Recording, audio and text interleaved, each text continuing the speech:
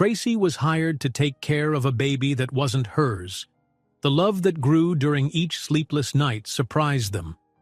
When an unexpected twin pregnancy knocked on her door, she saw a chance for happiness, or for a new abandonment. But before we dive into the full story, let me know where you're watching from and what time it is. Now, subscribe to the channel and let's get started. Tracy rushed out of the subway station, bag slung over her shoulder, the winter air biting at her cheeks. She glanced at her phone, anxiety gripping her when she saw the time. Today was supposed to be her fresh start, her first day at a new job that could change everything. She couldn't afford any mistakes, least of all being late. Yet here she was, hopping over puddles and weaving through the sparse morning crowd on the sidewalk, hoping against hope that she could still make a halfway decent impression. At the entrance of a gleaming skyscraper, she found a small group of security personnel checking IDs. The lobby's high glass doors reflected her flustered expression, and she paused a second to smooth her hair. One of the guards signaled her forward, and she quickly presented her documents, hoping no one would notice how her hands shook. The guards eyed her carefully, their faces unreadable. They were obviously used to a high level of scrutiny in this building. At last, they handed back her papers and let her pass with a curt nod. She stepped inside, where polished marble floors and vaulted ceilings gave off an intimidating sense of wealth and power. Soft instrumental music played overhead, but it did little to settle her nerves. Her instructions were to head straight to the penthouse, so she made her way to the far side of the lobby, searching for a dedicated elevator. The corridor to the private elevator felt quiet and hollow. She could hear her own breathing. Once in the elevator, she pressed the button for the top floor and clutched her bag tightly. As it glided upward, she inhaled slowly, reminding herself why she was here. She needed this job desperately, not only to cover her own bills, but to send money back home for her younger siblings. She couldn't let them down. The elevator's digital display ticked floor after floor, rising higher than any building she'd ever been in. Her heart thumped with each passing second. When the doors finally opened into a foyer of polished granite, she found herself facing another layer of security. A sleek metal desk curved along one wall. Behind it stood a tall woman dressed in a crisp uniform, who offered Tracy a clipped greeting before waving her into a wide hallway. The space was stark, almost too clean, as though no one truly lived here. Beyond the wide corridor, floor-to-ceiling windows revealed a breathtaking panorama of Manhattan, skyscrapers puncturing the clouds, but there was no time to admire it. A baby's cry echoed somewhere in the distance, and Tracy followed the sound, her heart tugging with concern. She turned a corner into a sunlit living area. The baby was wailing, red-faced, and the noise seemed to bounce off the walls. At the same time, she spotted a man near the corner of the room, struggling in a motorized wheelchair that appeared stuck at an awkward angle. He looked exasperated, bracing himself against the tight space, as if he'd been trying to calm the baby but couldn't maneuver closer. Without hesitation, Tracy dropped her bag and hurried over. "Let me help," she said softly. The man, who she assumed was Connor, gave her a brief, piercing look but said nothing at first. She lifted the infant into her arms, gently rocking and murmuring words of comfort. Within moments, the baby's cries began to settle. Tracy cradled the small head against her shoulder, feeling a wave of relief as the wails quieted to soft sniffles. Connor backed his wheelchair away from the edge of a table with visible effort, then exhaled a frustrated breath. "Thanks," he said tersely, running a hand through his hair. Up close, Tracy noticed faint lines of fatigue around his eyes, as though lack of sleep and constant stress had worn him thin. Before she could respond, an older woman walked in. Her gray hair was pulled into a neat bun, and she wore a tidy uniform. "I'm Mrs. Fields," she said, giving Tracy a wary once-over. "You must be the new babysitter." Tracy nodded. "Yes, ma'am, Tracy. I'm sorry for—" Mrs. Fields lifted a hand, silencing Tracy. "You're late, but at least you can calm the little one," she noted. watching how quickly the baby had settled. A hint of relief crossed her features before she offered a curt nod. "All right, let's get you settled." Tracy followed her through the penthouse, baby still in her arms. As they walked, she took in the high ceilings and sleek decor. Everything was bright and modern, but also impersonal, like a showpiece that lacked a true sense of home. She noticed only a few personal touches: a family photo on a side table, a painting whose colors seemed too bold for the otherwise monochrome space. Not far behind them, Connor slowly moved his wheelchair, staying silent. Another man appeared, tall, with a neat suit and an air of constant hurry. "Martin," he introduced himself. "Connor's personal assistant.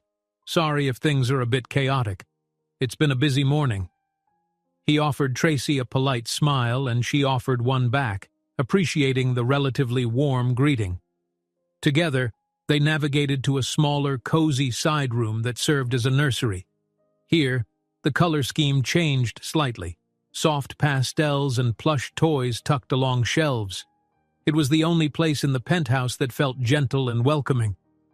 Tracy carefully laid the now sleepy infant in a crib, her mind still racing with questions. She wasn't sure how much she was allowed to ask. She knew Connor was a billionaire and paraplegic, but details of his accident and personal life remained vague. She also knew she'd been hired as more than just a babysitter.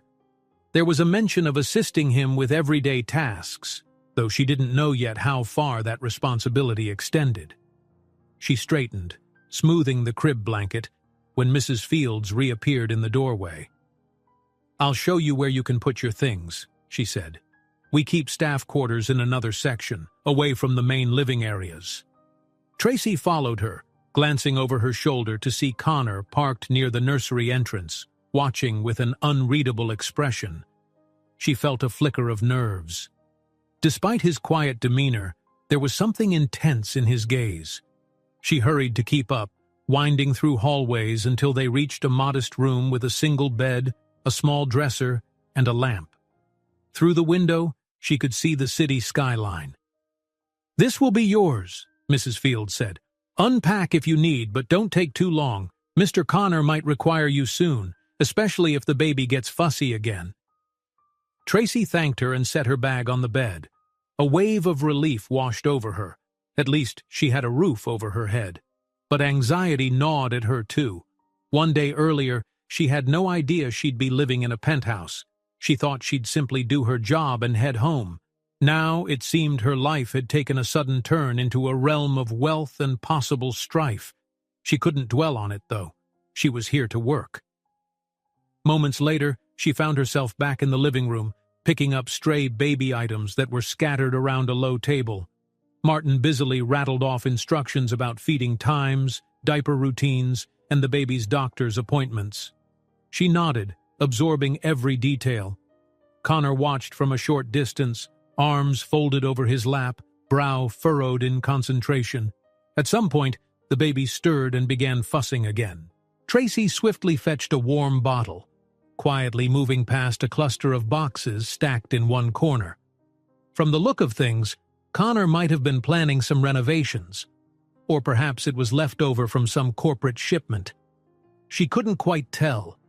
In any case, the penthouse was a swirl of business and personal stress, and she felt it pressing in around her. Her first day hadn't exactly begun on the best note, but she was determined to prove she belonged here. She gently fed the baby, humming a low lullaby she'd learned from her grandmother. The child relaxed, drifting in and out of light sleep. She felt Connor's gaze again, this time with a hint of curiosity. When the baby dozed off, Tracy carried the small bundle to the nursery, placing the little one carefully into the crib. She adjusted the blanket and patted the baby's back, ensuring a secure position. The penthouse fell into a rare, tranquil hush. Turning around, she saw Connor roll up behind her. His face showed something that bordered on appreciation, perhaps even relief. For a moment, neither spoke. The hush seemed to amplify the quiet hum of the building's air conditioning, the only sound in the background. He cleared his throat. "You're good with her," he said, inclining his head toward the crib. "Thanks," Tracy replied softly, trying not to show how much that small compliment meant. It was the first sign he might be thawing, if only slightly. Connor sighed and placed a hand on the nursery doorframe. The exhaustion that radiated from him was plain to see, layered with an anxiety she couldn't name. Whatever had happened to him, his accident, the responsibilities he juggled, it was evident that his life had become a balancing act in which any small misstep could send everything crashing down. As Tracy set the baby down for a nap, she caught a fleeting moment in Connor's gaze, a mixture of relief and guarded curiosity. He said almost too quietly, "I hope you're ready for this, because my world isn't easy." Tracy's heart skipped. She wondered what challenges lurked beyond this chaotic first day. Tracy woke early, the echo of Connor's quiet warning lingering in her thoughts. She pulled a light cardigan over her shoulders and stepped out of her small room, determined to do her best today. The penthouse was wrapped in a morning hush, with only the distant hum of traffic below. She passed a mirror in the hallway and paused, pressing a hand to her chest. She needed to steady herself. Last night had ended with Connor telling her his world wasn't easy, and she believed him. Still, she was here now, and she would face whatever came next. She slipped into the kitchen area, carefully tying her hair back while she fetched a sterilized bottle. The baby's formula instructions were pinned to the refrigerator door, and Tracy followed them with single-minded focus. She hadn't had time to meet most of the staff yet, but she could hear their footsteps in the corridor, a steady shuffle that suggested she wasn't the only one rising early. Now and then, a figure would glide by the open doorway, giving her only the briefest glance before disappearing again. It felt like living behind a one-way mirror. Everyone seemed to be watching, but she couldn't quite see them. By the time the bottle was ready, the baby's gentle cries were drifting through the penthouse. Tracy carried the warm milk into the nursery, where she found the little one wriggling in the crib, arms flailing. She spoke softly, lifting the baby up, noticing how tiny fingers curled around her thumb in a desperate plea for comfort. Connor's voice unexpectedly reached her from behind. "Could you help me with something?" He sounded tentative, but also resolute in asking. Tracy turned to see him in his wheelchair near the door. He looked tired, as though he hadn't slept well, yet there was also a stubborn pride in his posture. Cradling the baby in one arm, she stepped closer. "Of course. What do you need?" He gestured to the footrest of the chair. One side had become misaligned. Tracy slid to her knees, careful not to disturb the baby, and fiddled with the mechanism until it clicked back into place. Connor exhaled, flexing his hands around the armrests. "Thank you," he said quietly, rolling his neck as if trying to loosen tension. She nodded, feeling a spark of warmth. Maybe trust wasn't so far-fetched, even if their start had been rocky. She stood again, adjusting the baby's bottle and humming a little tune.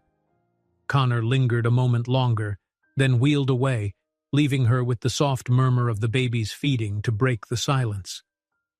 A while later, Mrs. Fields intercepted her in the hallway. The older woman's manner was still brisk, but no longer as frosty as the day before. "Has he asked you for help yet?" Mrs. Fields inquired.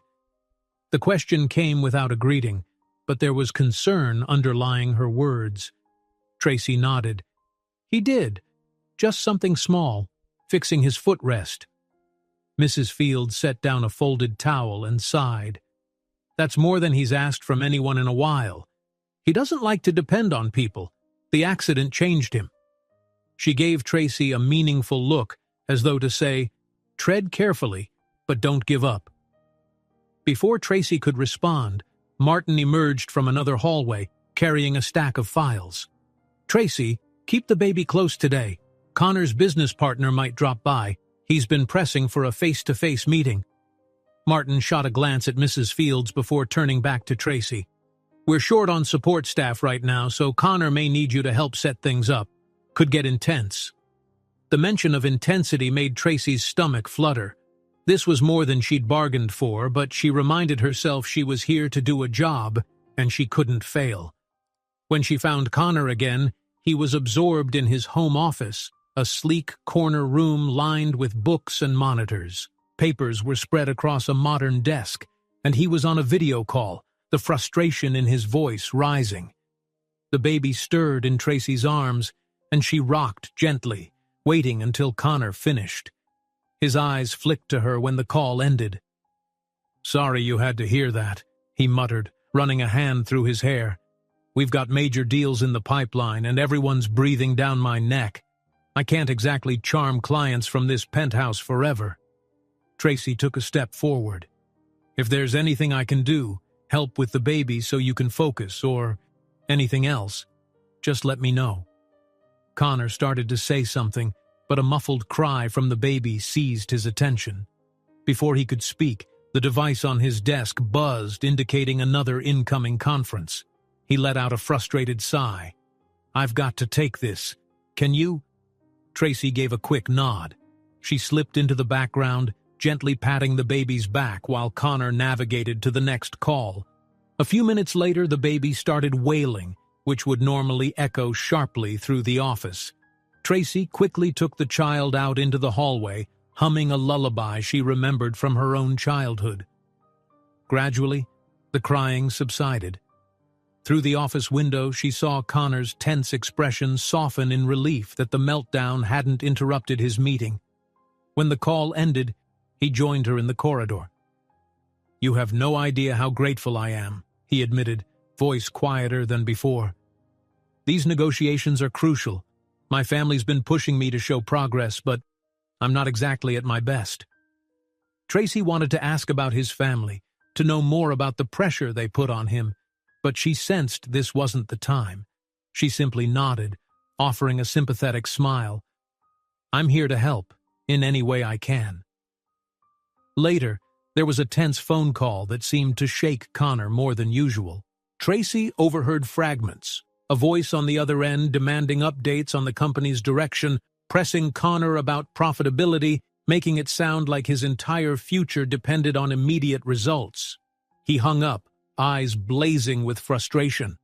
During a rare lull in the day, Tracy took the baby out onto the penthouse balcony. The sky was crisp and bright, the city sprawling below in neat blocks. The baby's fussiness quieted in the fresh air. Tracy took in a slow breath, letting her shoulders relax. She closed her eyes for a moment, imagining how many lives teemed beneath those tall buildings. Then came a soft hum of a motorized wheelchair. Connor rolled beside her, gaze fixed on the skyline. For a moment, he said nothing. She studied his profile, a man wrestling with battles no one else could fully see. Eventually he spoke. "I used to stand here every morning before heading to the office. It was my routine. After the accident..." He paused, lips pressed together. "I haven't come out here much." Tracy rested a hand lightly on the balcony railing, holding the baby close. "It's a beautiful view," she offered. "And it's still yours." He half smiled. "Thanks for reminding me." Silence passed between them. It wasn't awkward, just reflective, the kind of stillness that comes from finally sharing a moment of openness. Then, as if catching himself in vulnerability, Connor turned the wheelchair and moved back inside without another word. Tracy watched him go, exhaling slowly. She wasn't sure what he was thinking, but she recognized the walls he put up, self-protection that shielded a deeper pain. Back inside, Mrs. Fields caught Tracy in the hallway and handed her a folded piece of paper. "His therapy schedule," the older woman said. "He's been ignoring it, but maybe you can talk some sense into him." Tracy thanked her, though she wasn't certain Connor would appreciate her meddling in his routines. Still, it was worth trying. She waited until she found the right moment, catching him at his desk again. "Mrs. Fields asked me to give you this," she said, placing the schedule near his hand. He barely glanced at it. "I know what it is," he replied, eyes still on his computer screen. Undeterred, Tracy quietly gathered the papers he had scattered around. "You do so much on your own, but maybe therapy could make it all a little easier, she ventured carefully. Connor's fingers paused over the keyboard. He didn't offer a reply, just stared at the screen. At length he murmured, "I'll think about it," in a tone that signaled he'd said all he wanted for now. That night, after she put the baby down, Tracy retreated to the living area. She sank onto a plush sofa, gazing out at the dark cityscape. So much had happened in just a day. She felt the constant undercurrent of tension in every corner of this penthouse, but she also sensed a determination in Connor to handle it all on his own terms. The question was whether he'd truly let her help. A slight worry nagged at the back of her mind.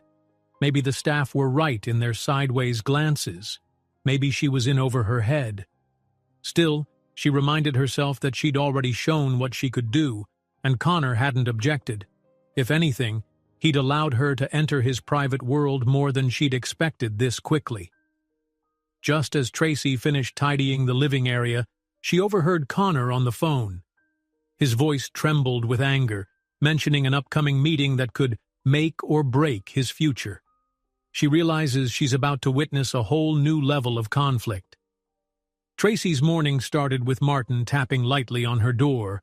When she opened it, he offered a tense smile and explained that Connor had a critical meeting at the company's headquarters, one that could decide the future of his business. "He wants you and the baby with him today," Martin said quietly. "I think he needs the moral support." She swallowed hard, but nodded. After packing the baby's necessities, she found Connor in the living room, dressed in a tailored suit jacket that draped over his slumped shoulders. He was adjusting his tie, his hands moving slower than they once might have. The baby rested in Tracy's arms, babbling away, blissfully unaware of the stress filling the penthouse air. Connor checked his watch. "We should leave soon," he said, hardly looking at her. She sensed the knot of anxiety tightening inside him. Without further words, they made their way to the elevator, Martin trailing behind with a messenger bag full of files. As they descended, the quiet hum of the elevator pressed on Tracy's nerves, making each floor tick by in a kind of slow motion. Downstairs, a car waited by the curb. Tracy settled into the back seat, the baby swaddled and calm on her lap. Connor maneuvered his wheelchair into position beside her with practiced efficiency, though she saw the faint grimace that crossed his face when his leg bumped the car's frame. Martin slipped into the front seat, glancing over his shoulder now and then. They sped through the city streets, past bustling sidewalks and tall office buildings. Connor stared out the window, jaw tight. Tracy wanted to say something reassuring, but the words wouldn't form. Instead, she gently rocked the baby, letting the rhythmic motion ease her own nerves. When they arrived at Connor's corporate headquarters, Tracy's stomach fluttered. Tall glass walls reflected the morning sun, and workers streamed through revolving doors. As soon as they entered the lobby, a hush seemed to fall. Conversations dipped, and curious eyes flicked toward them, some sympathetic, others skeptical.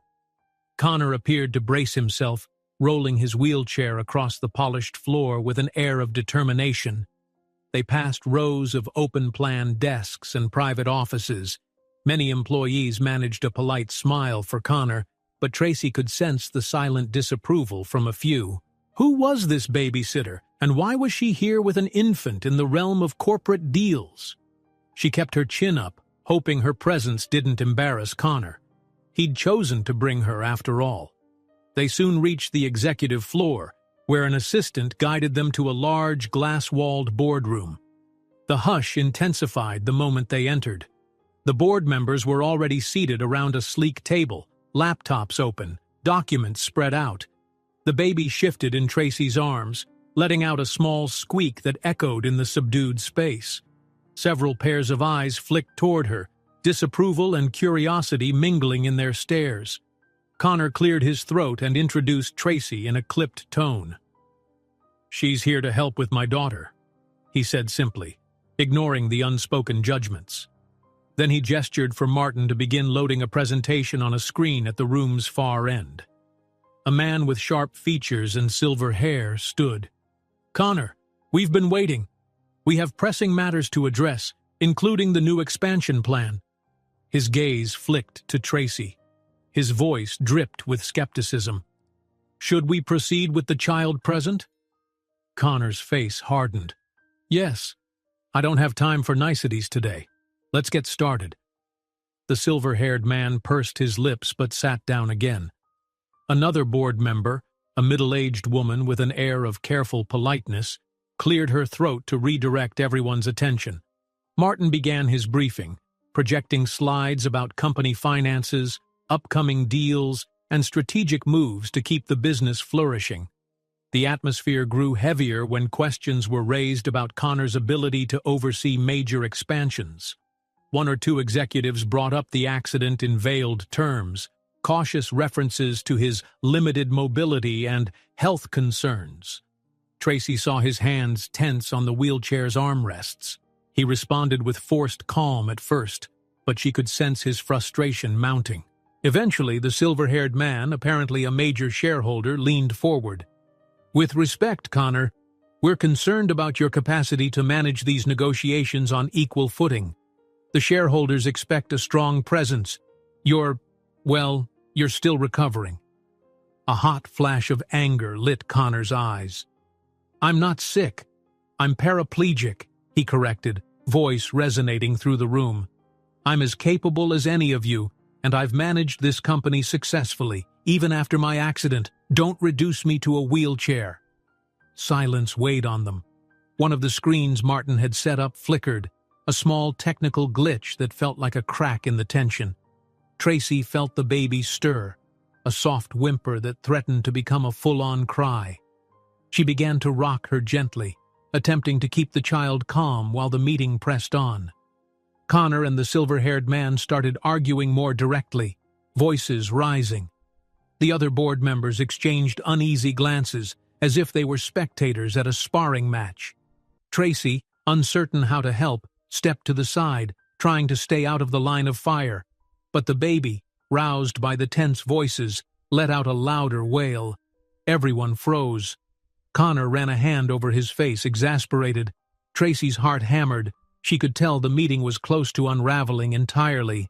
Acting on instinct, she shifted the baby's weight and caught Connor's eye. Maybe I can give you a moment, she said softly. I can take her outside. But then she remembered the critical nature of this discussion. Connor might need her here, not only to keep the baby calm but also to back him up if any more insulting remarks came his way. Steeling herself, she spoke more directly to the group. We can arrange a quiet room nearby for calls or to show presence remotely if that's needed, she suggested, words flowing in a rush. I've helped set up portable conference stations before and it works well. That way, Connor doesn't have to leave the building or feel at a disadvantage. Heads turned, some surprised at her sudden contribution. The silver-haired man opened his mouth to protest, but another board member quietly nodded. Could be a good compromise, he conceded. Shows we're all flexible. Connor arched an eyebrow at Tracy, a small spark of gratitude crossing his features. Yes, he said slowly. That could work for the next round of negotiations. We'll set up a secure station in a side office so I can join in-person meetings or call in remotely as needed. That settled the immediate crisis, and the tension in the room eased. Discussions resumed, more measured now. Connor laid out his vision for the company's expansion, fielding questions with renewed confidence. The baby drifted back to a drowsy half-sleep in Tracy's arms, lulled by the calmer voices. When the meeting finally adjourned, several board members hovered to pack up laptops and files. Tracy noticed two of them slip into a corner, speaking in hushed tones. She caught a few words: family interference, lawsuit, and unfit to lead. It sent a cold ripple down her spine. Connor's accident and his family's involvement were clearly more complicated than she realized. As they left the boardroom, they passed an executive's office with the door ajar. Inside, a large framed photograph hung on the wall, showing Connor with a group of relatives. Tracy could only guess which ones were the troublemakers. Something about the smiles in that photo looked forced, as if nobody was truly happy. Once they reached the elevator, a quieter board member, a younger woman with sympathetic eyes, tapped Connor on the shoulder. "Good ideas today," she said softly, offering a small nod. Connor gave a tight smile in return, seeming relieved that not everyone was against him. The ride back to the penthouse felt heavy, but also oddly triumphant. Connor remained silent for most of it, lost in thought. The baby slept peacefully in Tracy's arms, oblivious to the day's drama. Martin sent emails on his phone, occasionally glancing up with a concerned expression. Tracy gazed out the window at the rush of skyscrapers flashing by, grateful that, for now, a small victory had been won. They arrived home late in the afternoon. The penthouse was quiet, as if awaiting their return. Connor parked his wheelchair near the living room couch, shoulders sagging with exhaustion. Martin went straight to a desk to review documents from the day's meeting, leaving Tracy to settle the baby in the nursery. Then, as she emerged, she saw Connor answering a phone call in a clipped tone. Her stomach tightened, fearing more trouble. The conversation was brief but intense. When he ended it, his phone dropped to his lap, and he stared across the room with grim resolve. Tracy stepped closer, bracing herself for whatever he would say. He lifted his gaze, voice almost a growl. "They're coming after me, legally. We might have to fight for everything." Tracy stood by the window, the late afternoon light cutting sharp rectangles across the living room floor. Connor's recent words still echoed in her mind. They were coming after him legally. She sensed his restlessness as he wheeled around the penthouse, talking in hushed tones on his phone. Martin was in and out of the room, carrying files and muttering about emergency legal consultations. The baby, oblivious to all the tension, cooed softly in Tracy's arms. At one point, Connor ended a call and let out a long breath. His wheelchair glided to a stop near the couch. "I'm sorry," he said, voice tight. "I never wanted my personal battles to involve you." Tracy shook her head. "You haven't done anything wrong. Besides, I'm here for the baby, and I want to help." He nodded, though he didn't look entirely convinced. "My family thinks distance is the answer," he murmured, tracing a finger along the couch's fabric. "They say I need to get rid of distractions, or else they'll pull all support." A moment of silence hung between them. Tracy felt a twinge of fear. She relied on this job. Her entire future felt tangled up in Connor's. He was her employer, yes, but something in his guarded eyes made her want to stand by him, no matter how dangerous it seemed. Before Tracy could respond, the front door slammed open. A tall, broad-shouldered man strode in, ignoring the startled looks from the security detail. He had the same dark hair as Connor, just a few shades lighter. His gaze swept the penthouse until it landed on Connor, and narrowed. "Connor!" he shouted, standing in the middle of the living room. "Why aren't you returning calls? The family is furious." Connor's entire body tensed. "Because I have nothing to say to them, Damon," he replied. "You shouldn't be barging in here." Damon, his cousin, Tracy guessed, raked a gaze over her and the baby. A sneer curled his lip. "Now I see why you've gone off the radar. You have company." Tracy felt her pulse quicken. She instinctively tucked the baby closer, though it was clear Damon's hostility was directed at Connor. Martin reappeared from the hallway looking as if he'd sprinted the entire way. "Mr. Damon, please lower your voice. This is not the way." "Stuff it," Damon growled, dismissing Martin with a single glare. He refocused on Connor. "The board is spooked. Our family lawyer says these legal threats won't go away if you keep refusing to compromise." Connor's mouth set in a hard line. "Compromise?" he repeated. "Is that what they call it when they threaten to yank my finances unless I cut ties with everyone I care about?" Damon's eyes flicked back to Tracy. "What is she to you anyway? Are you planning to let her bleed you dry?" Tracy's breath caught. She felt a surge of anger at his insinuation but kept quiet, not wanting to fan the flames. Connor, however, clenched the arms of his wheelchair. "Don't talk about her like that," he warned. "She's here because I need her help, with the baby, with everyday things. That's all you need to know." A cold silence hung in the air.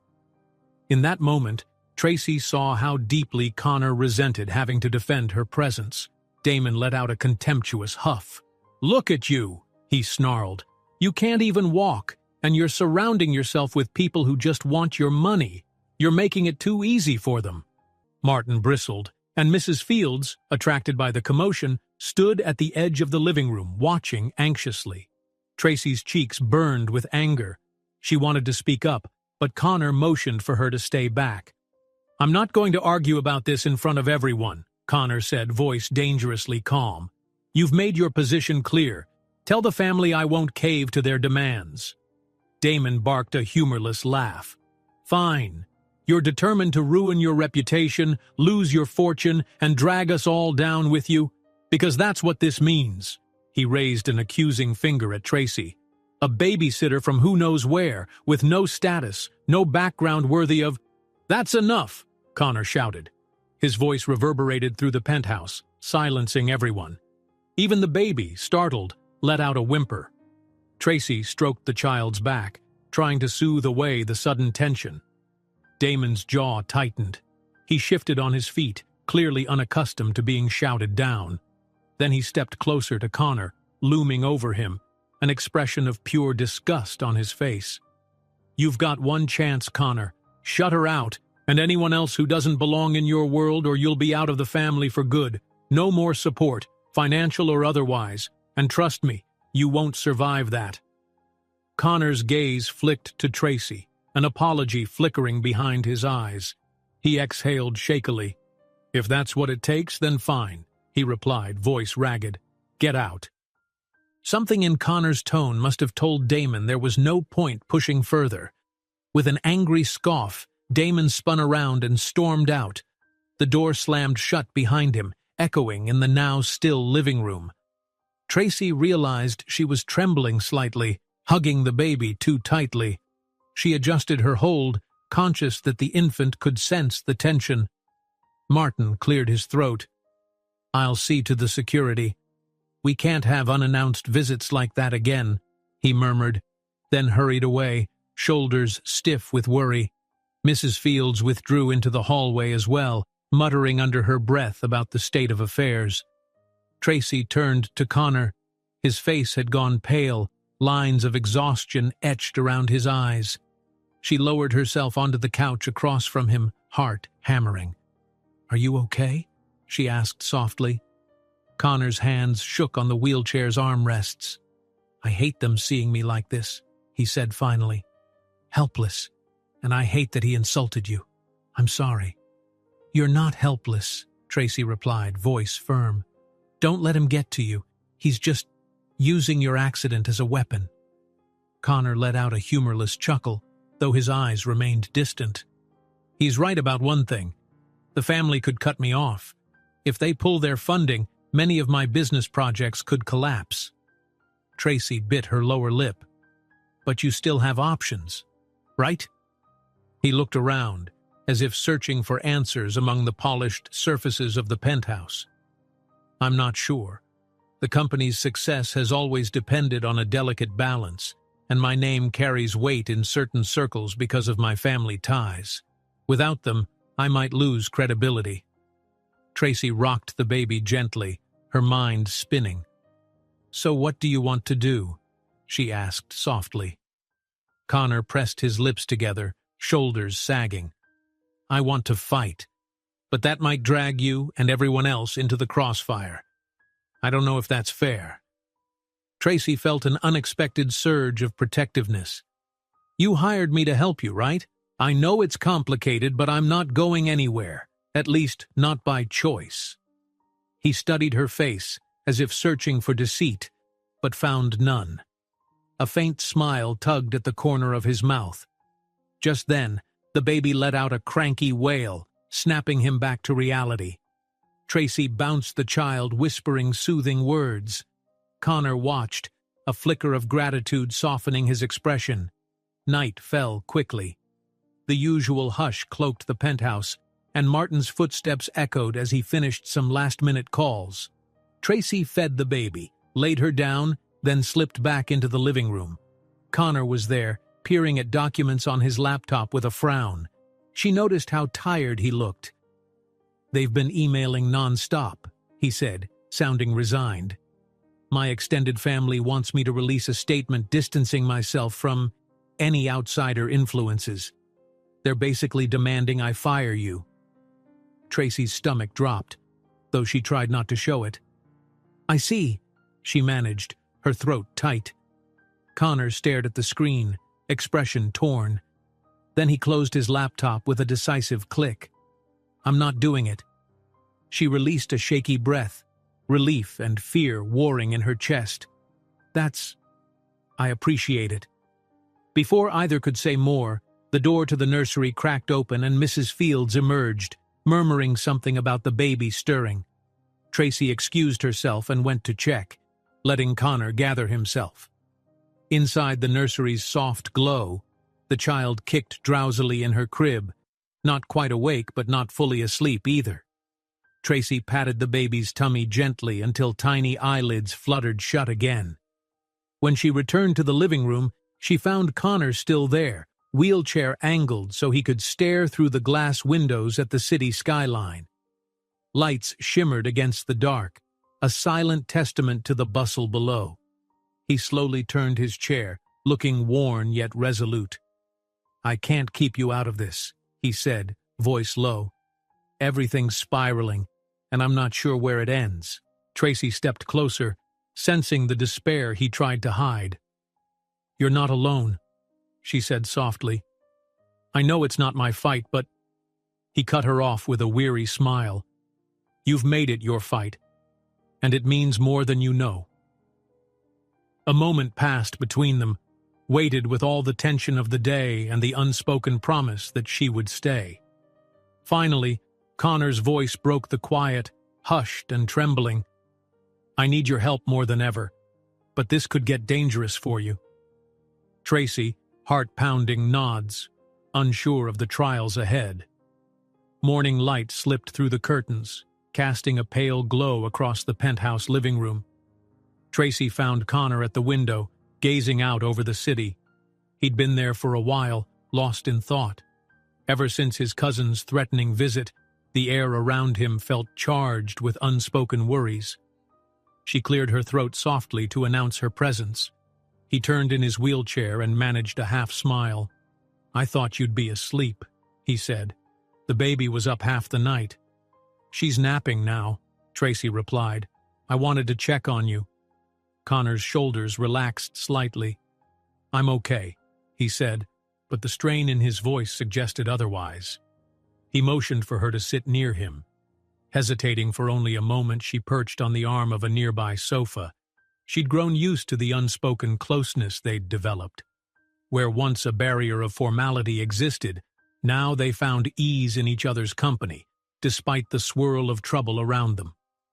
They shared a quiet moment, neither pushing the other to speak, until Martin arrived, carrying news of a corporate event that evening, a networking reception where major players and shareholders would gather. Connor was expected to attend to show his leadership. Tracy swallowed nervously, seeing the flicker of doubt in Connor's eyes. But he nodded to Martin. "All right, we'll go," he said. Then he turned to Tracy. "I want you there with me, and the baby." She blinked in surprise. "You sure? I don't want to be a distraction." Connor shook his head. "After everything we've been through, I'd prefer having you close. Besides," his gaze slid to the hallway where the baby slept, "I want to show I can still balance my responsibilities. That includes my daughter." Martin offered a relieved smile, as if just having Tracy along took some pressure off his shoulders. "We'll leave around 7, he said. "I'll handle the details." The rest of the day passed in a gentle blur. Tracy fed the baby her midday bottle, then tried to keep her from fussing while Connor handled more calls. She saw him move from frustration to calm in a single conversation, adjusting to each twist in real time. It was impressive, yet she sensed how heavily it weighed on him. More than once he caught her eye and gave a rueful smile as if to say, "This is my life now." Late afternoon found Tracy in her small room, nervously picking out something appropriate to wear. She didn't own fancy gowns, and the best she could manage was a simple black dress that fit well but bore no designer label. A soft knock sounded. She opened the door to see Connor waiting, wearing a crisp suit that highlighted the line of his shoulders. His wheelchair gleamed, freshly polished. He looked her up and down and smiled, a genuine warmth illuminating his face. "You look good," he said simply. For a moment she forgot to respond. His eyes lingered on her, and she felt a flutter in her chest. "Thank you," she finally managed. You look good too." A subtle tension passed between them, one that wasn't entirely professional. Before it could settle, the baby's cry echoed down the hallway. They both let out a nervous laugh as if snapped back into the present. Tracy hurried to scoop up the little one while Connor rolled to the door to ensure the car was ready. Soon enough, the three of them, along with Martin, descended in the elevator.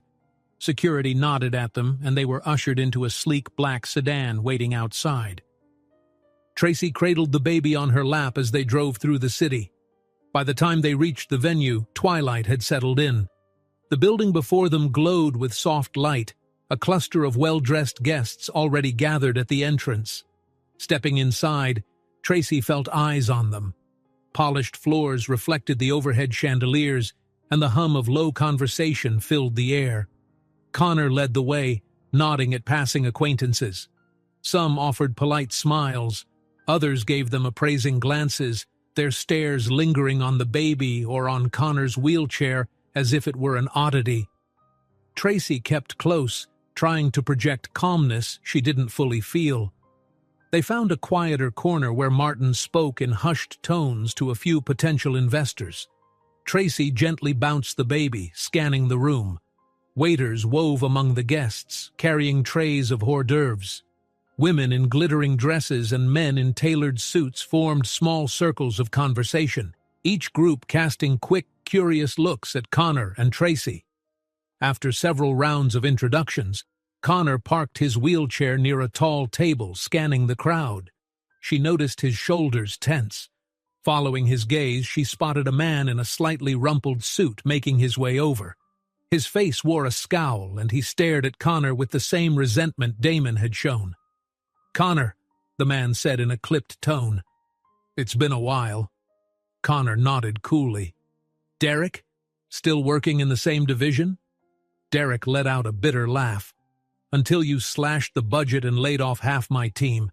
Remember that?" Nearby guests turned their heads, sensing tension. Tracy's heart quickened, especially as she saw Connor's grip tighten on the wheelchair's arm. "I did what I had to for the company," Connor replied. "It was a necessary measure, nothing personal." Derek's eyes shifted to the baby in Tracy's arms. "Must be easy for you to say," he spat, voice dripping with sarcasm. "From your penthouse, you never see the people who lose their livelihood. But hey, as long as you get to play house with your new babysitter, right?" Anger burned in Tracy's chest, but she held her tongue, glancing at Connor. His jaw clenched, color rising to his cheeks. A few other attendees, sensing drama, drifted closer. Martin murmured something about letting security step in, but Connor raised a hand to hold him back. "You have a grievance?" "Fine," Connor said, voice tight. "But this isn't the place." Derek took a step closer, eyes wild. "It's exactly the place. You think you can hide behind your money and those wheels, throwing people out on the street and now parading some nurse around with a baby?" Tracy sucked in a sharp breath. The baby let out a startled wail, catching Derek's attention. For a split second, it looked like he might lash out physically, but Martin moved in quickly, pressing a hand to the man's shoulder to steer him away. Derek resisted, pushing Martin off. The moment escalated. Tracy stepped protectively in front of Connor, the baby in her arms, her heart hammering. Security guards appeared, grabbing Derek. He threw one last heated glare at Connor. "You ruined my life. Don't forget that," he growled before being escorted out. A hush fell over the cluster of onlookers. Tracy could feel their inquisitive stares, some pitying, some critical. She heard a few whispers. That's the wealthy paraplegic? Did you see that babysitter? Must be after the money. How scandalous. Connor took a shaky breath, the anger in his eyes slowly fading into exhaustion. The baby continued to cry, unsettled by the commotion. Tracy rocked her gently, offering quiet, shushing sounds. Nearby, Martin apologized to the event's organizers, smoothing things over. Little by little, the crowd dispersed, though an air of unease remained. They didn't stay much longer. Connor spoke to a couple of key contacts, his voice steady yet strained. Tracy admired his ability to compose himself after such a confrontation. Then they slipped out the main door, Martin summoning the car again. Flashing cameras from a few tabloid photographers momentarily blinded them. Tracy's heart pounded at the thought of their pictures splashed across internet gossip sites. Back in the safety of the car, Connor closed his eyes for a long moment, leaning his head against the seat. The baby finally dozed off, lulled by the movement. Tracy gently rubbed the infant's back, focusing on the sound of the engine rumbling beneath them. "Thank you," Connor murmured, voice rough, "for what you did, standing between me and him." Tracy's cheeks warmed. I didn't want him to get any closer. You've dealt with enough." He opened his eyes, meeting her gaze with sincerity. "No one's ever defended me like that since the accident," he admitted. "Or maybe ever." She felt a flutter in her chest, a realization that their bond ran deeper than employer-employee lines. If anyone else had stepped in with half the fervor she had, Connor might have pushed them away, but he allowed her close, physically and emotionally. They arrived back at the penthouse, headlights sweeping the lobby entrance. Martin hopped out first, holding the door for Connor's wheelchair ramp. Tracy followed with the baby in her arms, stepping onto the pavement under the bright overhead lights. That's when she noticed a small white envelope leaning against the door. It had her name scrawled on the front, Miss Tracy. Her stomach tightened.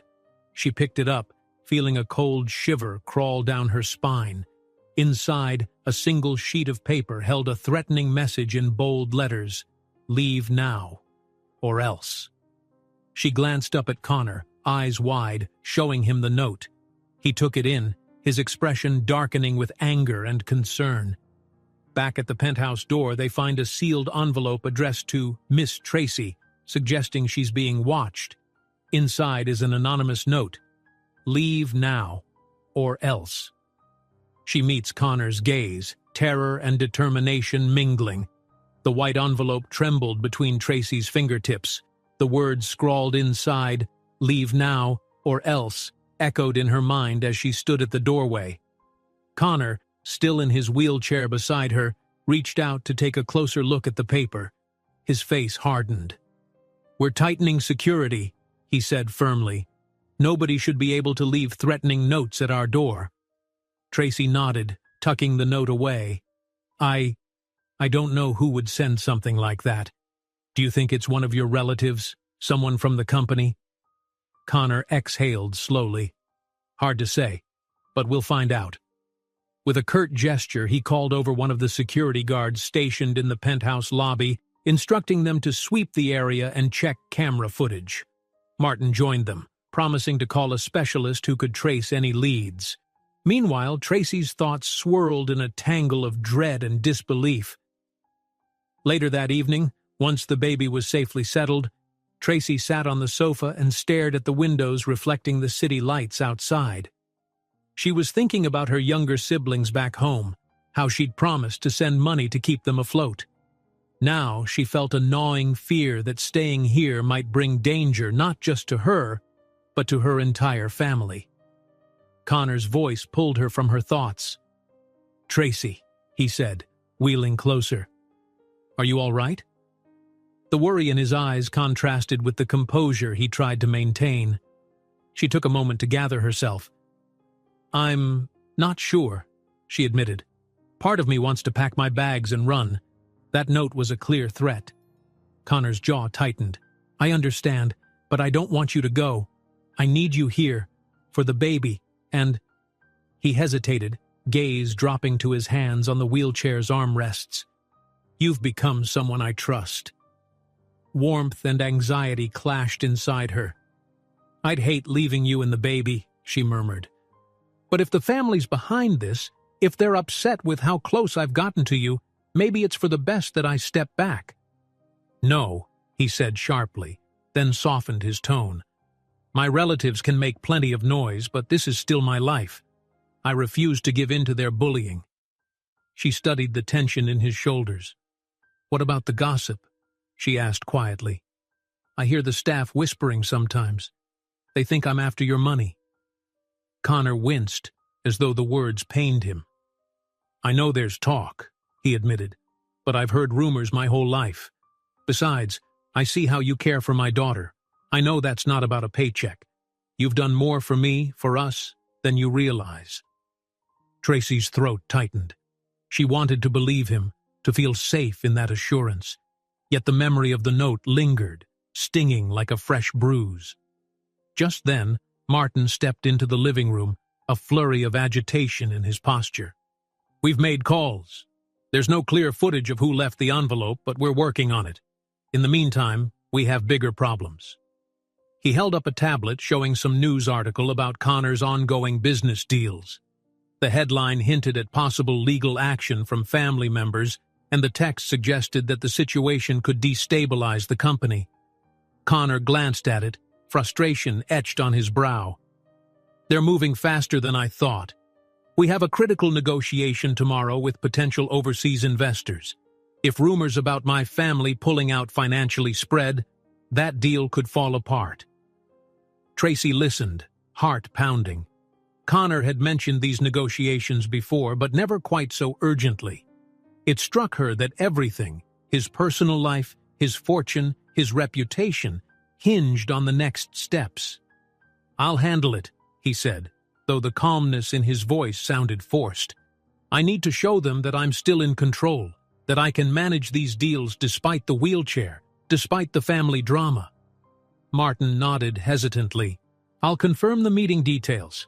But Connor, you need to stay focused. Stress levels are already through the roof."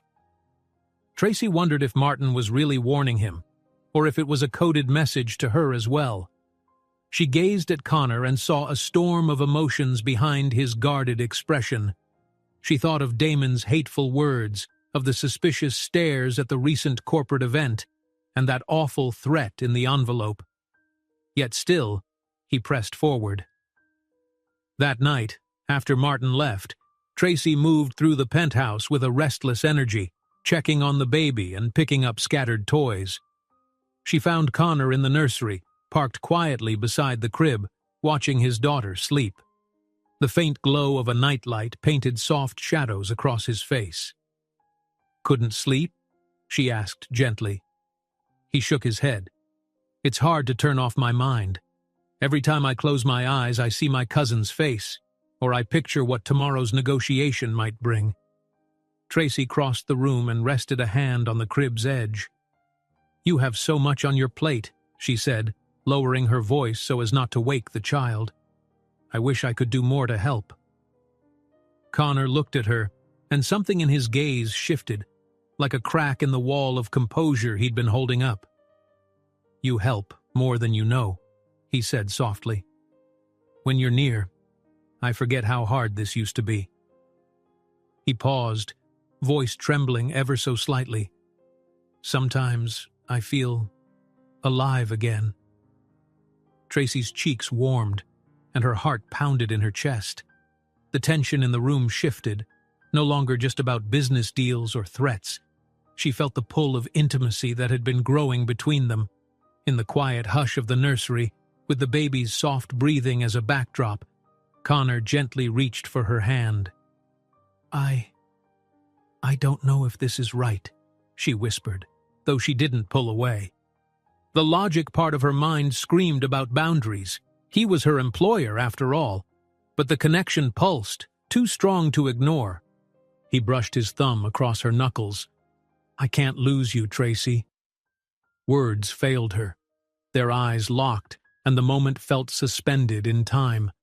A flutter of breath escaped her lips, and then he leaned forward, tentative, giving her the chance to refuse. She didn't. Their mouths met in a soft, heartfelt kiss that sent a wave of warmth through her entire being. She felt his vulnerability, his longing to be seen beyond the wheelchair, beyond the burdens. She felt her own uncertain heart responding, an anchor in the storm. They broke apart, breath mingling in the stillness. Tracy's face felt hot as she tried to regain composure. Connor exhaled, resting his forehead against her hand. "I'm sorry," he said, though a faint smile tugged at his lips. "I shouldn't have crossed a line." She shook her head. I wanted this," she admitted, her voice hushed. "But everything's so complicated. People are already gossiping about me, about us." Connor looked up, determination shining in his eyes. "Let them talk. I'll deal with the fallout. Right now, I only care about doing what feels right for me. For us." A small cry rose from the crib, snapping them back to reality. Tracy gently scooped the baby up, rocking her until the crying subsided. Connor stayed close, murmuring soft words to his daughter until her eyes drifted shut once more. Despite the chaos looming outside these walls, the nursery felt like a brief sanctuary, where something precious and real was blossoming between them. An hour later, Tracy made her way to her room, mind churning with questions. Could she truly stay here, risking more threats? How would Connor's family retaliate if they caught wind of this new closeness? Each thought pressed in on her, but a stubborn sense of belonging tugged her in the opposite direction. She remembered the warmth of his hand, the gentleness of his kiss, and the certainty in his voice when he said he needed her. Sleep came in fitful waves. Around midnight she jolted awake, beads of sweat on her brow. Her stomach churned unpleasantly, and a faint dizziness blurred her vision. She sat up, pressing a hand to her head, waiting for it to pass. A wave of nausea hit, leaving her clammy and breathless. For several minutes, she just breathed in and out, wondering what was wrong with her body. When she finally felt steady enough to stand, she stepped into the adjoining bathroom and splashed cool water on her face. A flicker of worry ignited as she thought back over the past few days. She'd been feeling off, more tired than usual, a bit queasy in the mornings. At first, she chalked it up to stress, but now the possibility of something else loomed large and undeniable. Could it be something serious? She pressed a hand to her abdomen, fear mingling with a glimmer of hope she wouldn't quite name. Her thoughts raced. Should she visit a doctor?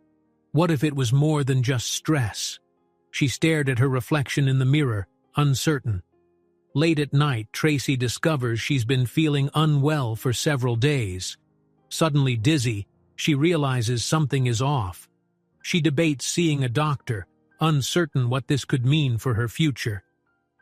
Tracy woke with a swirling sense of nausea that barely lifted when she sat up. The night before, she'd wrestled with the uneasy thought that her body was changing in some deeper way than just stress. She slipped into the bathroom, splashing cold water on her face in a futile attempt to shake off the dizziness. Each breath felt measured, as if her lungs were working overtime. From the hallway, she heard the baby crying softly. That tiny sound seemed to steady her more than anything else, so she hurried out and made her way to the nursery. Connor was already there, cradling his daughter in his lap, trying to settle her. He glanced up at Tracy with lines of concern etched into his brow. "You look pale," he said quietly. She forced a smile, hoping it came across as reassuring. "I'm fine. Probably just skipped breakfast." Still, she could see the worry in his eyes. Ever since that late-night kiss in the nursery, a new tenderness had grown between them, although neither quite knew how to handle it. They'd stolen brief moments of closeness, small smiles exchanged in passing, hands brushed together in the hallway, but there was always the weight of his family's hostility looming over them. And now, for Tracy, there was the puzzle of her own physical state. As morning gave way to afternoon, Tracy found herself barely touching her lunch. The smell of food turned her stomach, and she ended up pouring more water than soup into her bowl, hoping no one would notice. Martin came by with a stack of documents for Connor and paused to look at Tracy. "You all right?" he asked, brow furrowed. "You're pale as a sheet." She waved him off with a weak laugh. "Must be the lighting," she joked, though her heart pounded with an unsteady rhythm. The day's tension didn't relent. Connor had calls back to back, dealing with shareholders spooked by rumors of a family lawsuit. Tracy managed to keep the baby content, but her mind ran circles around the sudden changes she felt in her body. By late afternoon, she decided she couldn't let it gnaw at her any longer. She needed to see a doctor, quietly, if possible. Slipping into Connor's office, she found him staring at his laptop, frustration etched across his face. "I need to step out for a bit," she murmured. "Might just be to the pharmacy or a quick clinic check. Is that okay?" Connor looked up, concern flickering. "You sure you're all right?" She nodded, doing her best to appear calm. "I'll just be gone an hour or two. The baby's napping, Mrs. Fields is around, and Martin's here if anything urgent comes up." He watched her carefully, as if gauging how much to press. Then he exhaled, giving a half smile. "All right, take whatever time you need." She hurried out before he could change his mind or pry further. The city air outside the building felt cold and bracing. After a short taxi ride, she arrived at a discreet medical clinic. She gave her name at the desk, her voice trembling just enough to make the receptionist glance up with soft concern. A doctor soon led her into a small examination room, the fluorescent lights casting a stark glow on the chart. Tracy explained her symptoms: fatigue, morning queasiness, sudden dizziness. The doctor asked routine questions, then took a blood sample. An uncomfortable hush filled the space while they waited. Tracy tried to calm the flutter in her stomach, bracing herself for the possibility of anything from an infection to some lingering stress condition. When the doctor returned, expression unreadable at first, Tracy's pulse spiked, but then a faint smile appeared at the edges of the doctor's mouth. "You're pregnant," the doctor said. "Very early, but the hormone levels are clear." Tracy's mind stumbled. Her thoughts raced from disbelief to a surreal excitement, and then to fear. Pregnant? She had never planned for this. She was living under Connor's roof, grappling with threats and corporate battles, and now she carried a new, fragile life inside her. The doctor seemed to sense her confusion. "We can run an ultrasound to confirm everything's all right," they said gently, "if you have time." Tracy nodded numbly. A short while later, she found herself on an exam table, heartbeat pounding in her ears. The cool gel on her abdomen made her flinch, and then the sound of the machine filled the room, a subtle whoosh as the doctor moved a small device over her skin. "Here," the doctor murmured, pointing at the screen. "There's definitely one." They pressed the device slightly, angling for a better view. And, "Oh, you see this second sac here?" Tracy's breath caught. There are two?"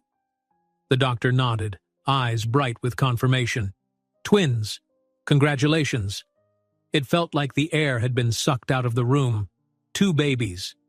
She struggled to form a coherent response, drowning in a sea of questions. How would Connor react? How would his powerful, disapproving family respond?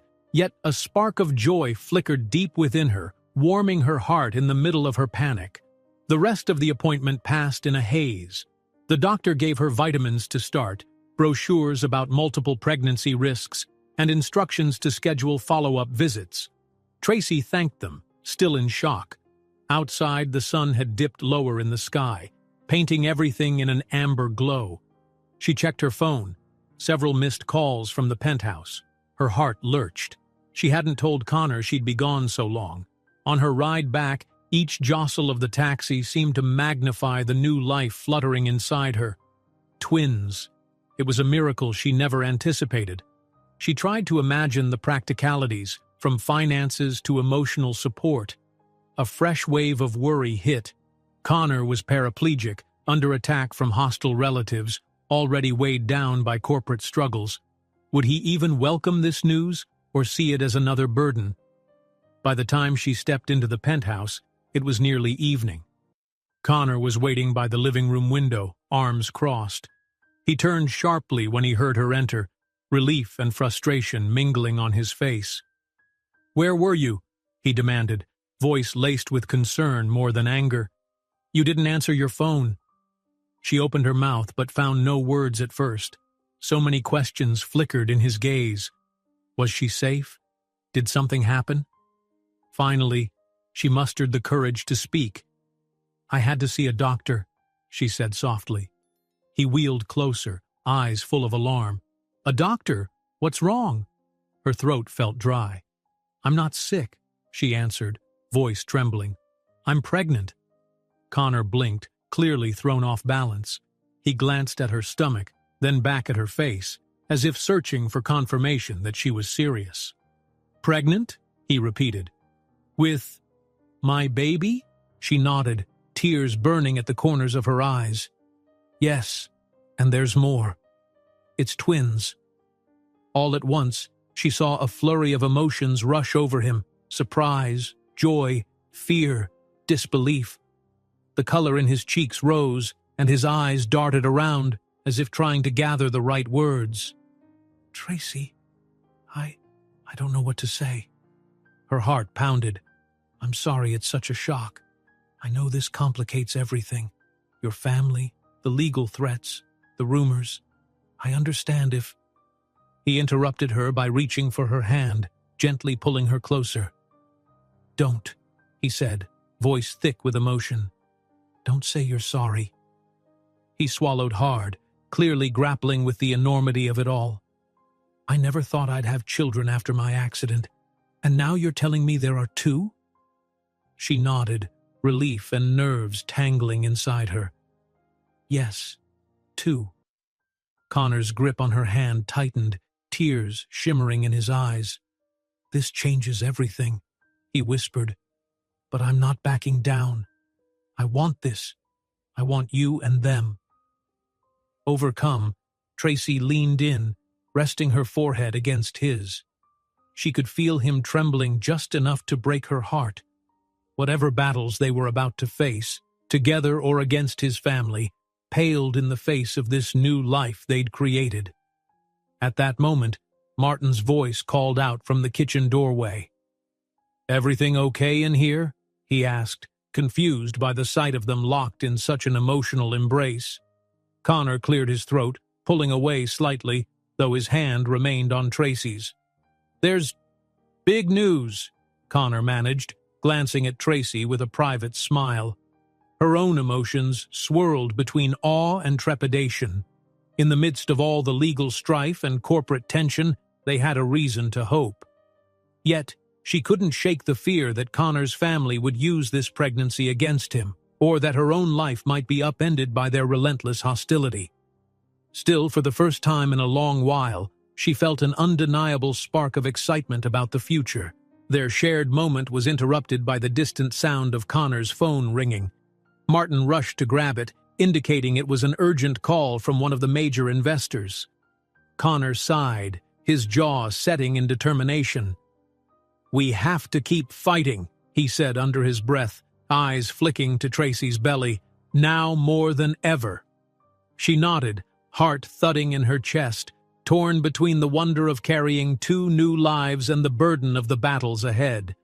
The news had barely sunk in, and she already sensed everything would shift. With twins on the way, their bond grew deeper, but so would the stakes. And if Connor's family had thought they had reasons to interfere before, now they'd have far more. A sense of anticipation buzzed in the air, neither wholly joyous nor entirely fearful, but undeniably charged with the potential to transform both their lives forever. Connor's lawyer arrived on a crisp morning, briefcase in hand, face set in grim lines as he spread documents across the penthouse's grand dining table. Tracy stood to one side, arms crossed protectively over her midsection, still stunned by the scope of the legal threats aimed at Connor. Through the window, the city glimmered under pale sunlight, but inside, the atmosphere felt dark and claustrophobic. The lawyer spoke in measured tones, though anxiety bled into every word. "The family has filed a comprehensive lawsuit," he began, tapping the stack of papers. "They're challenging Connor's capacity to manage his own assets. They accuse you," he looked at Connor, "of financial mismanagement and compromising the company's stability with personal decisions." Connor stiffened in his wheelchair, frustration clouding his eyes. "They're pushing this harder than I expected." Tracy listened, her heart pounding. The memory of her recent ultrasound replayed in her mind. The future she'd imagined with the twins felt suddenly fragile, threatened by Connor's powerful relatives. She reached out, resting a hand lightly on his shoulder. The lawyer cleared his throat. "They also mention your relationship with Tracy. According to the documents, some in your family claim she's exerting undue influence." Tracy felt heat rise in her cheeks. "That's not true," she insisted, voice trembling. "I'm just helping him and—" Connor shook his head, laying his hand over hers. "They'll twist anything to force me out. This is about power, not the truth." After the lawyer left, Connor wheeled into the living room, every motion charged with pent-up anger. Tracy followed, noticing how quiet the rest of the penthouse had become. Even the staff seemed to avoid crossing paths, as though they sensed a storm brewing. Mrs. Fields hovered in the hallway, eyes darting between Connor and Tracy. She looked as if she wanted to offer comfort, but didn't know how. Sighing, she slipped away toward the nursery, where Connor's baby girl was napping. Martin appeared next, a phone pressed to his ear. "Yes," he murmured, eyebrows drawn tight. "I know the family's influence is strong, but we have other investors. We just need them to commit." He paused to listen, nodding occasionally, then ended the call with a terse, "We'll be in touch." He met Connor's gaze. "That was one of our last prospective backers. They're nervous. Rumors suggest your family might pull all financial support from the business." Connor raked a hand through his hair. "If my uncle succeeds in painting me as incompetent, it won't matter how many backers we have. The board could lose faith entirely." Tracy's pulse throbbed in her temples. "Maybe I should step away," she blurted. The words tasted bitter in her mouth, but she couldn't ignore the weight of responsibility on her shoulders. "If your family thinks I'm the problem—" "No," Connor cut her off, voice sharp. "I won't let them use you as a scapegoat. Don't even think it." His vehemence shocked her. A swirl of gratitude and doubt flooded her chest. She wanted nothing more than to stay with him, especially now, carrying his twins. But the fear of bringing further harm to his position gnawed at her. That evening, the phone calls started. Thinly veiled threats and demands from Connor's powerful uncle. The staff transferred them to Connor's private line, but Tracy could hear his muffled shouts through the closed door. Eventually, Connor emerged, face pale. "He wants you to sign an agreement relinquishing any future claim to the family fortune," he explained, voice raw. "He says if you don't, they'll escalate the lawsuit, drag your name through the mud." She shivered, pressing a hand to her stomach. "But I've never wanted your fortune. I only wanted a job." Connor nodded grimly. "I told him it's nonsense, but he's convinced you're after money. And with the pregnancy." His voice faltered, eyes flicking to her belly. "He sees this as the perfect angle to discredit both of us." Tears pricked her eyes. "So what do we do?" Connor wheeled closer, tension radiating off him. "Fight back. I'm working with attorneys who can dismantle their claims, but it'll cost a fortune in legal fees, and it could take months, maybe longer." The next day, Martin spent hours calling potential investors, trying to secure alternative funding. Each time he ended the conversation with a strained expression. Tracy listened from the sidelines, hoping one of those calls would bear fruit. A single strong backer could free Connor from dependency on his toxic family. But each "thank you for your time," Martin uttered, sounded more defeated. Meanwhile, the pressure on Tracy intensified. Passing staff would offer pitying looks, as if they'd already read the gossip columns claiming she was some schemer. She couldn't help noticing hushes in conversation whenever she entered a room. She tried to remind herself of the kind words Connor had given her, of the vow he made never to abandon her. But the tension wore on her nerves, aggravating the morning queasiness that came with pregnancy. Late one afternoon, as she was helping Mrs. Fields in the nursery, folding baby clothes, humming softly, she heard raised voices near the door. Martin's frantic steps pounded the hallway floor, and a baritone bellowed something about finding that babysitter. Her stomach twisted. She rose slowly, peeking out.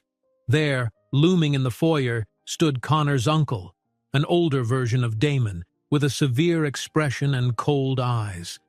Security tried to stop him, but he waved a sheaf of papers like a sword, claiming family rights. Martin hovered at a distance, uncertain how to handle the intrusion. Connor arrived, face set with barely contained fury. "What are you doing here?" His uncle's mouth curved into a mirthless smile. "I've brought documents for your babysitter to sign. Unless, of course, you'd rather stand by and watch your entire empire crumble under lawsuits." Tracy, stepping into view, felt her heart pound so loudly she thought everyone in the penthouse must hear it. But she forced herself forward, lifting her chin. "I'm not signing anything."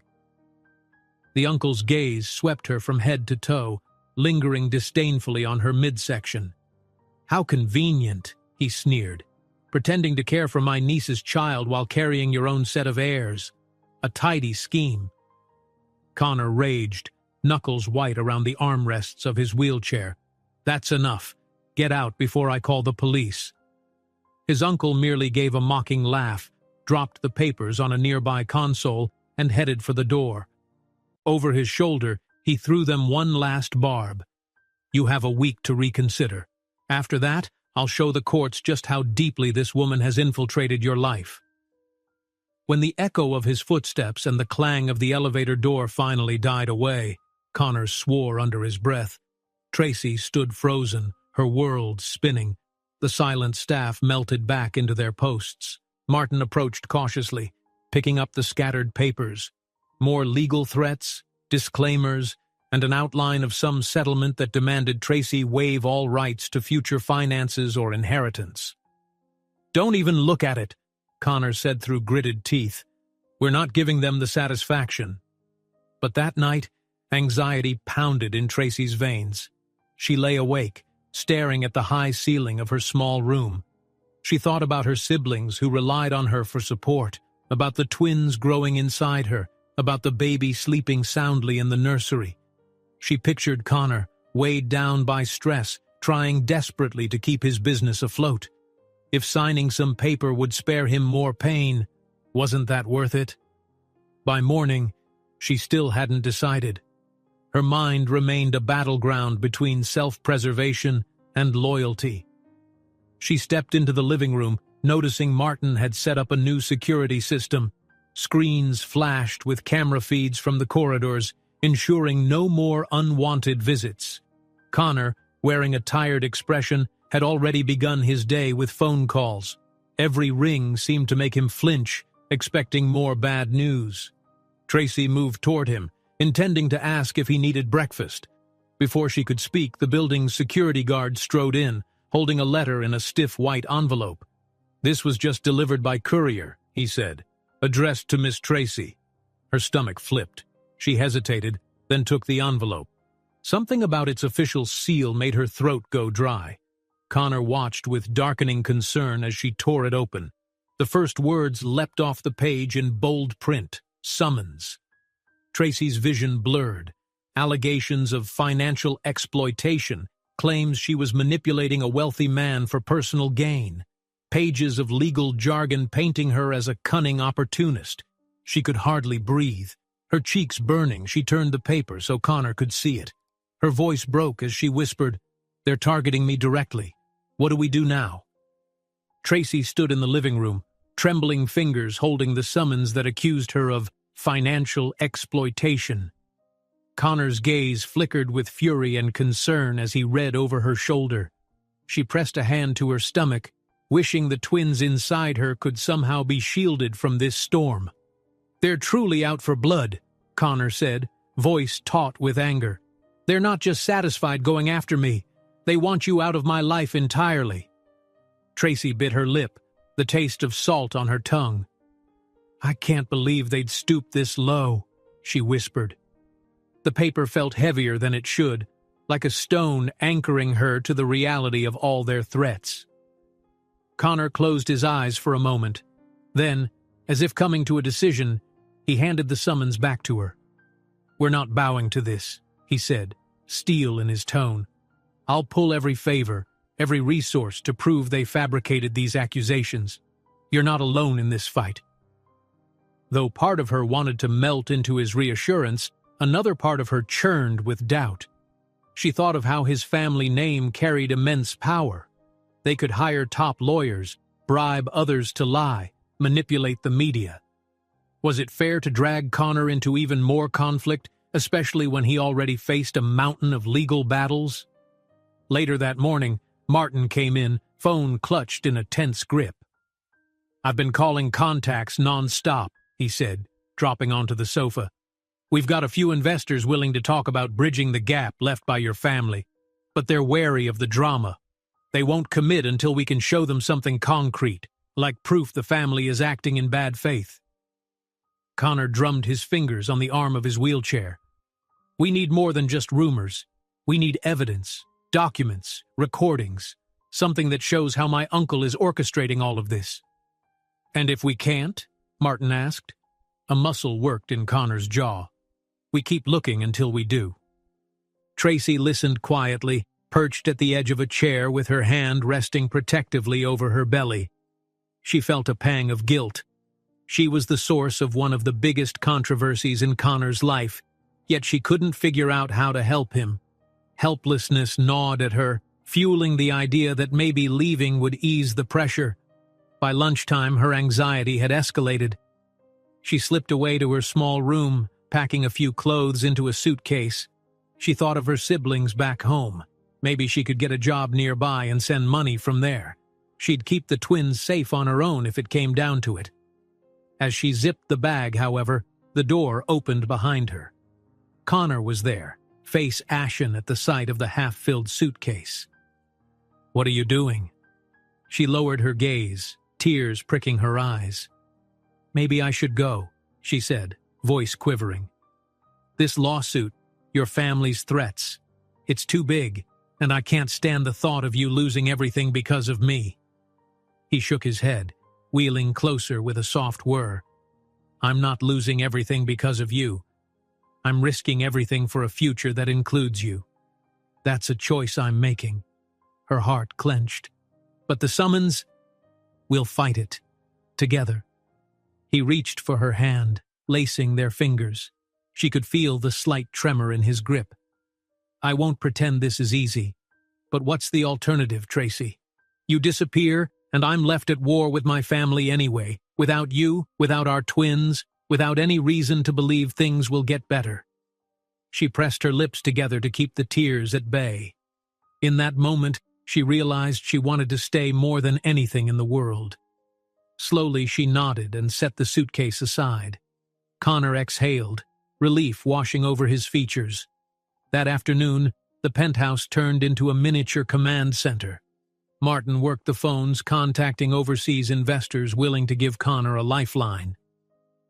Mrs. Fields discreetly managed household affairs so that Connor and Tracy could focus on the crisis at hand.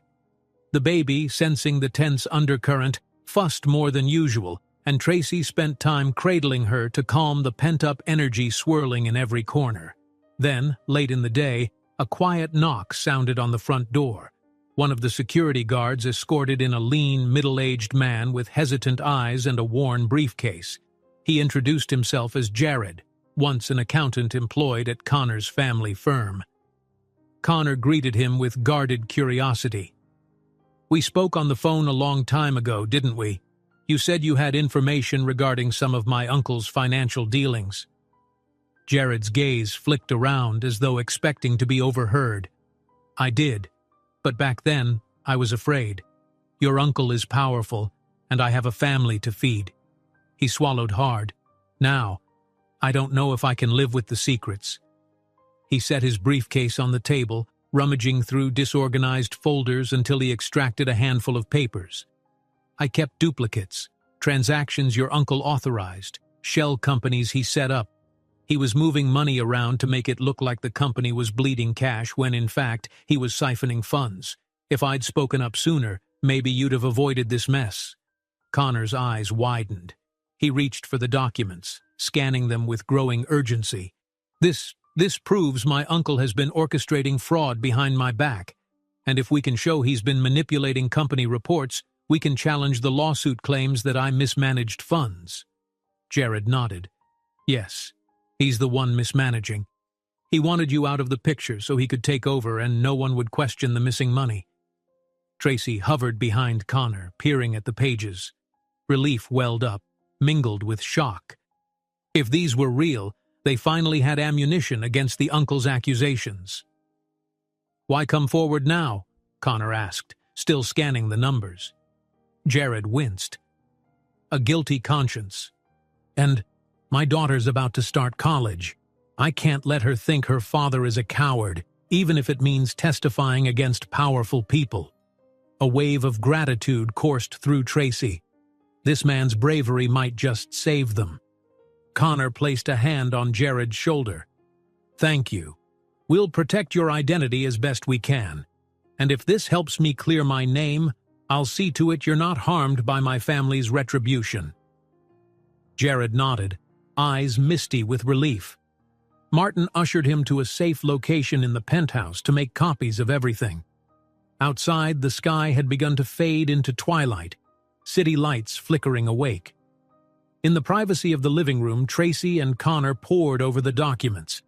Each line of accounting data told a story of hidden transfers and backdated receipts. It was a puzzle that, once assembled, painted the uncle as a cunning architect of fraud, one who needed Connor's downfall to keep his own lies buried. Connor gazed up at Tracy, a shaky smile breaking the tension. "We have a fighting chance. With these, we can mount a proper counterattack."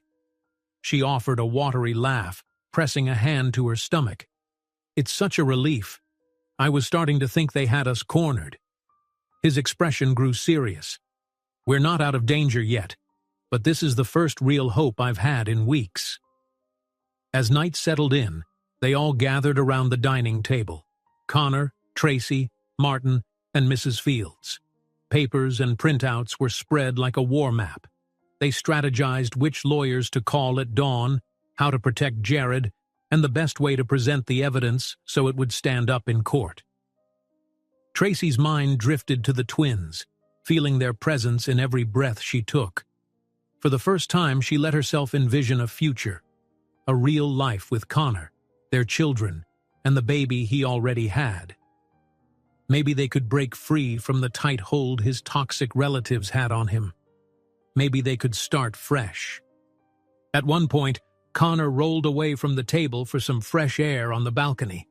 Tracy followed, arms folded against the chill. He glanced at her, eyes reflecting the glitter of city lights. "I never thought this is how my life would turn out," he said quietly. "Battling my own blood, leaning on someone I hired as a babysitter. But I wouldn't trade it now, especially not the part where I have you." Her heart fluttered and she swallowed a lump in her throat. "I feel the same, though I wish it was less chaotic." He smiled, drawing her closer, mindful of her growing belly. "Chaos aside, you've changed everything, given me something to fight for that's bigger than business." Before she could respond, Martin poked his head through the balcony door, phone in hand. "I just got off a call with the legal team. They say we have enough evidence to push back hard against the lawsuit." Connor's eyes lit with renewed determination. "Then let's do it. First thing tomorrow, we go on the offensive." That night, Tracy slipped into bed, nerves still alight with hope and apprehension. They had evidence of wrongdoing, a willing witness, and a newfound sense of possibility. But she knew Connor's uncle wouldn't go down without a fight, and the summons against her remained, a direct threat to her freedom, She wondered how quickly the uncle would retaliate once he realized his secret maneuvers weren't so secret anymore. The memory of the cold, mocking smile he'd worn when demanding she sign away her rights still haunted her. Just before midnight, the penthouse phone rang, a jarring sound in the hush.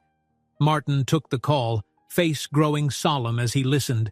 Then he found Connor and Tracy, who stood side by side in the corridor, anxiety knotted in their chests. "That was the lawyer," Martin said gravely. "They have a court date for us. We'll have to appear sooner than we thought." A chill coursed through Tracy. "How soon?" He exhaled. "Less than a week. We'll have barely any time to prepare a full case." Connor squared his shoulders. "We'll do whatever it takes. We have evidence now." Martin nodded, though his expression remained tense. They all understood that if the judge wasn't convinced, everything would come crashing down. Connor's business, Tracy's reputation, their dream of building a life together. As the day ended, the lawyer called late at night, confirming a court date. The tension was tangible. Everything depended on the outcome. Tracy and Connor looked at each other, ready to stand side by side, no matter the risk. The day of the court hearing arrived, and the tension in the penthouse was so thick it seemed to vibrate in the air. Connor and Tracy prepared in near silence that morning, each lost in private worry about how this final battle would unfold. Mrs. Fields had woken at dawn to ensure everything was in order. Martin hovered by the kitchen counter, documents organized in a neat stack, phone constantly buzzing as he fielded last-minute calls. Even the baby sensed the charged atmosphere, clinging to Tracy more than usual, her large eyes darting between the adults as if uncertain whom to trust. Tracy smoothed her modest dress, struggling against the nausea that lingered from her pregnancy. The twins gave little flutters inside her belly, a steady reminder of why she couldn't afford to lose. Connor wore a tailored suit, and though he remained in his wheelchair, he exuded a quiet determination that made him look taller somehow. Outside, the morning sky was a chilly steel gray as they headed to the courthouse. The drive felt endless. Connor stared out the window, jaw clenched, while Tracy held the baby in her lap, her heart hammering in her chest. Martin rode up front, occasionally turning to offer a reassuring nod that did little to calm anyone's nerves. When they finally reached the imposing stone building, a crowd of curious onlookers and a handful of reporters gathered near the entrance. Cameras flashed as soon as the car doors opened. The baby whimpered at the sudden burst of light, and Tracy shielded her face with a blanket, cradling her close. Connor took a deep breath before maneuvering his wheelchair onto the curb. People murmured, some with sympathy, others with open suspicion. They filed into a large courtroom with high ceilings and rows of wooden benches. The judge, a stern-faced woman with sharp eyes, presided over the room, watching every movement with a kind of clinical interest. On one side, Connor's uncle sat with his team of expensive-looking lawyers. On the other, Connor, Tracy, and their own legal counsel lined up, papers carefully laid out. Jared, the accountant who had come forward with vital evidence, sat near the back, visibly nervous, twisting a handkerchief between his hands. Proceedings began with the uncle's counsel presenting their allegations. They painted a grim portrait. Connor was unfit to manage the family business, and Tracy was a manipulative outsider, taking advantage of his paraplegic condition. Their words were thick with innuendo. They hinted that Tracy's pregnancy was a ploy to gain access to the family fortune. At times, rage flared in Connor's eyes, but he maintained his composure, his hand occasionally tightening around the wheelchair arm. Tracy's heart pounded each time her name was mentioned. She could almost feel the twins moving in response to the tension. Every statement against her cut deep, but she clung to Connor's words from earlier. They would face it together. She glanced at him whenever doubt seeped in, and though his jaw was set, he offered a subtle nod that said, "We've got this." Then, at long last, Connor's side took the floor. Their lawyer introduced the documents Jared had provided, bank statements, receipts, and proof of fraudulent transfers. The judge read each page intently. Murmurs rippled through the courtroom as the evidence piled up, suggesting the uncle had manipulated numbers to undermine Connor's credibility and funnel money for himself. The tension around the uncle's lawyers was palpable, their earlier confidence crumbling under the weight of indisputable facts. At the critical moment, Jared was called to the stand.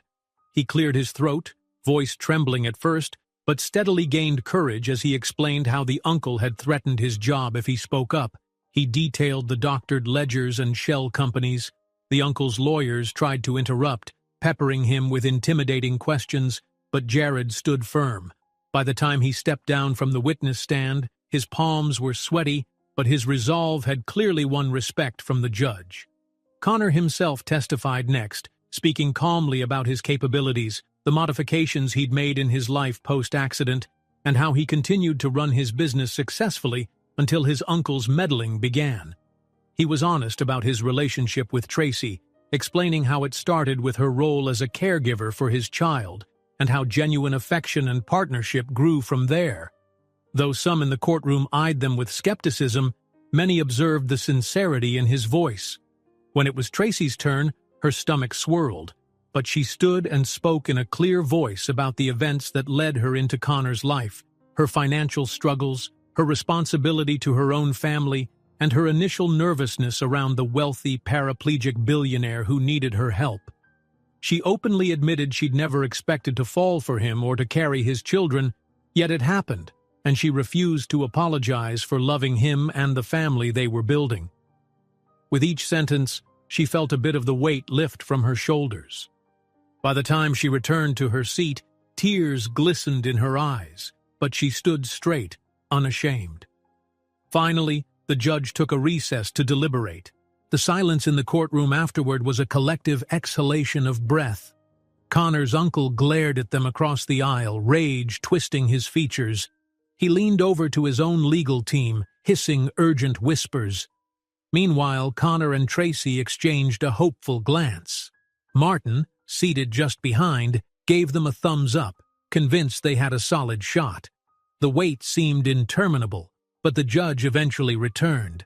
Her voice was measured, but the verdict rang out clearly. The lawsuit against Connor was dismissed for lack of credible evidence. The allegations against Tracy were deemed unfounded, and all claims of her exploiting Connor were rejected. Instead, suspicion now fell squarely on the uncle for manipulative accounting practices. The judge advised an investigation into possible fraud, suggesting criminal charges could follow. A collective gasp filled the room. Tracy felt her knees weaken in relief, and Connor closed his eyes, shoulders sagging as though someone had lifted a colossal boulder off his back. The uncle shot to his feet, protesting in outrage. He demanded to submit new evidence, threatened to appeal, insisted he was set up, but his frantic words only earned him a reprimand from the judge. Court officers stepped in when the uncle refused to calm down, leading to a scuffle at the back of the courtroom. Tracy's breath caught as the uncle tried one last desperate tactic, waving more papers in the air and shouting that Connor and Tracy were lying. But the judge's patience had worn thin. With a stern order, she had him removed from the room. It was over. They exited the courthouse into a crisp afternoon, blinking in the sunlight. Reporters surged forward, microphones thrust in their faces.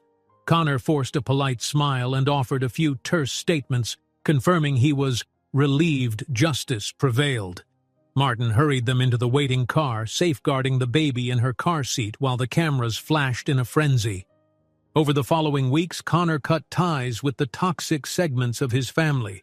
Freed from their threats, he secured alternate investors who believed in his integrity. The staff at the penthouse celebrated, greeting each new day with a sense of renewed possibility. Tracy, with her growing belly, found a doctor to guide her carefully through the twin pregnancy. The baby toddled around the living room now, babbling happily, no longer witnessing daily tensions. In the midst of this calm after the storm, Connor insisted on arranging a small wedding ceremony, something intimate, free from pomp and press. They chose a friend's private estate, where gentle sunlight filtered through rows of blooming flowers. Mrs. Fields and Martin fussed over final touches. The baby wore a tiny white dress, waddling around with wide-eyed wonder. Tracy, clad in a simple gown that accommodated her rounded belly, felt tears welling as she saw Connor waiting near an arch of roses, wheelchair adorned with ribbons. Their vows were emotional, spoken softly before a circle of close acquaintances. A few tears slipped down Connor's cheeks as he promised to love Tracy and their children unconditionally. She, in turn, vowed to stand beside him, no matter the challenges. The small group of witnesses clapped quietly, touched by the raw sincerity in their words. Just as the officiant pronounced them husband and wife, a hush fell. Tracy spotted a figure at the edge of the garden path, a last-minute intruder. Fear flared, fearing the uncle had found them, but it was only a distant cousin who promptly apologized for any disruption. He handed Connor an envelope from the family's lawyers, ironically finalizing the dissolution of certain shared assets, one last symbolic severance from the toxic ties that once strangled him. The newlyweds exhaled in relief. Connor tore the envelope in half with calm finality, ignoring the cousin's fumbling offers to reconcile. The small group applauded, understanding how important this act was for Connor's independence. Not long afterward, Tracy went into labor. The twins arrived a few weeks early, requiring close medical attention, but they were born healthy, both with tiny fists and loud cries announcing their presence to the world. In the hospital room, Connor held one newborn, while Tracy cradled the other, exhausted yet beaming through joyful tears. Martin and Mrs. Fields hovered nearby, capturing photos and proclaiming the babies perfect in every way. The baby girl Connor already had took a wide-eyed peek at her new siblings, as if to say, "Well, aren't we quite the family now?" Days later, once the twins were settled safely at home, a small celebration took place in the penthouse. The once tense living room now brimmed with laughter and warmth. Flowers and balloons dotted the corners, and the hum of gentle conversation filled the air. Connor gathered Tracy close, balancing one twin in his lap while the other dozed peacefully in a cradle nearby. Martin offered a tray of sparkling cider, handing glasses around for a toast. Amid the gentle cries of the newborns, Connor proposes a toast to the future. "My greatest wealth," he says, voice full of emotion, "lies not in any account, but in the hearts of those who stand by me. Welcome to our new beginning." If you enjoyed this story, don't miss the next one. Just click on the screen.